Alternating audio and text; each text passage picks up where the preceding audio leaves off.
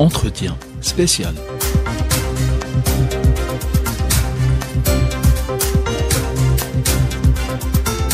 Bienvenue à toutes et à tous dans cet entretien spécial consacré à la 48e édition de la conférence européenne de soutien et de solidarité avec le peuple sahraoui EUCOCO à Lisbonne. Pour en parler, j'ai le plaisir d'accueillir Madame Regina Marques, membre du mouvement démocratique des femmes du Portugal MDM, un mouvement qui a toujours été très engagé dans la défense des droits du peuple sahraoui. Bienvenue Madame et merci d'avoir accepté notre invitation.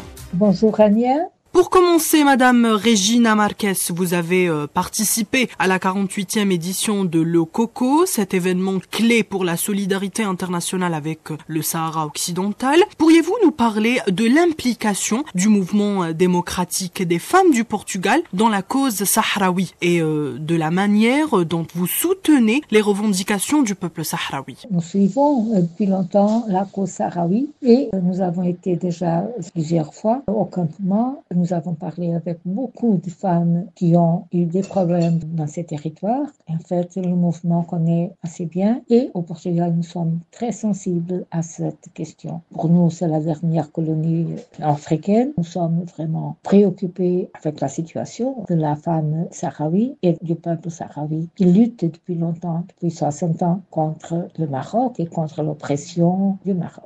L'EUCOCO est une plateforme internationale importante pour la solidarité avec le peuple sahraoui. Quel rôle cette conférence joue-t-elle, selon vous, Madame Regina, dans la mobilisation de la société civile et des militants à travers le monde pour faire pression sur le Maroc afin qu'il respecte les droits du peuple sahraoui? J'ai été à l'EUCOCO, c'est la première fois que j'ai suivi un peu les travaux de l'EUCOCO et j'étais très satisfaite, très contente. Il y avait beaucoup de monde des Portugais, mais aussi des Français, des Sahraouis qui sont un peu partout. C'est la première fois que cette conférence tient la place au Portugal et je crois que c'est un succès parce que, en fait, les Portugais qui étaient là sont des gens très mobilisés qui peuvent influencer le gouvernement et la société civile. Très important. Madame Regina Marques, les violations des droits humains dans les territoires sahraouis occupés sont bien documentées. Arrestations arbitraires, torture, répression des manifestations pacifiques. En tant que mouvement de défense des droits, comment évaluez-vous la situation actuelle sur le terrain? Nous savons qu'il y a des violations des droits humains dans les territoires sahraouis occupés. D'ailleurs, nous avons reçu des femmes qui nous racontent.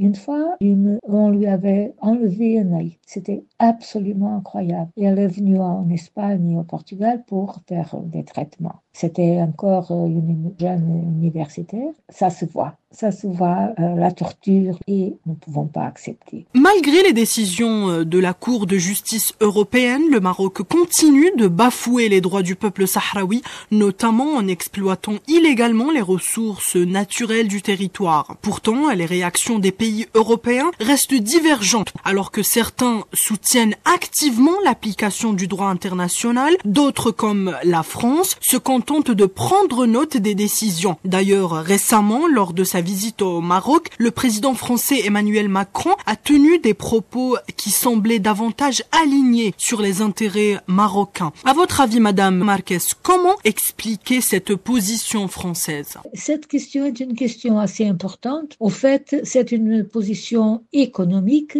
qui tient la France et le Maroc ensemble. Le Maroc continue à bafouer les droits du peuple sahraoui et en fait, la France doit respecter les accords. Le Maroc doit respecter, surtout sur la question de l'exploitation des richesses, des ressources. Évidemment, la Cour européenne et même la communauté européenne disent que c'est pas juste, mais en se limitant à dire ça. Et comment des mouvements comme le vôtre peut-il contribuer à faire pression sur ces pays pour qu'ils adoptent une position plus ferme en faveur du peuple sahraoui? Notre position, la position de la société civile, des groupes, des ONG, c'est pressionner. Continuer à pressionner, continuons à dire qu'il faut appliquer le droit international. La pression se fait de plusieurs façons, soit manifestation, soit table ronde, soit conférence, invitant les Sahraouis à venir en Europe, raconter ce qu'il passe et en fait pressionner pour que le Maroc laisse laisse entrer les députés, laisse entrer les gens aux zones occupées et voir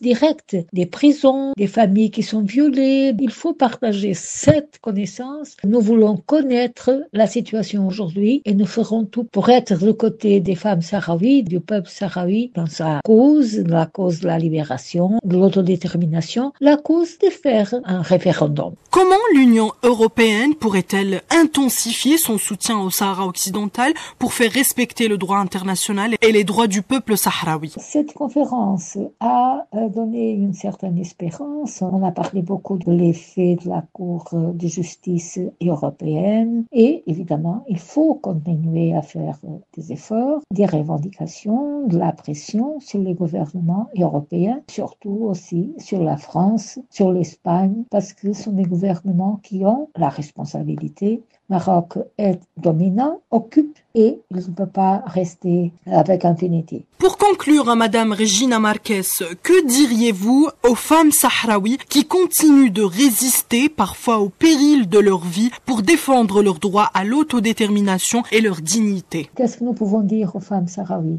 Elles sont déjà très mobilisées, elles sont vraiment farouches dans le sens où elles savent très bien ce qu'elles font, elles luttent avec toutes ses forces, elles organisent leur vie dans les campements et un peu partout. Et évidemment, c'est une question de résistance contre la domination. Ce que nous pouvons dire, c'est continuez parce que c'est votre dignité, c'est le droit à l'autodétermination et vous serez heureuse un jour. Je crois et j'espère franchement que dans bientôt, Sahraoui soit libre et que cette colonie africaine soit vraiment libérée. C'est ainsi qu'on arrive à la fin de cet entretien spécial. Merci beaucoup Madame Regina Marquez pour cet échange. Votre engagement est essentiel pour soutenir le peuple sahraoui dans sa lutte pour la liberté et la justice. Nous vous souhaitons beaucoup de succès dans vos efforts et dans les prochaines étapes du soutien à cette juste cause. Quant à vous, chers auditeurs, merci pour votre écoute. C'était Rania Eitkassi avec vous. À très bientôt.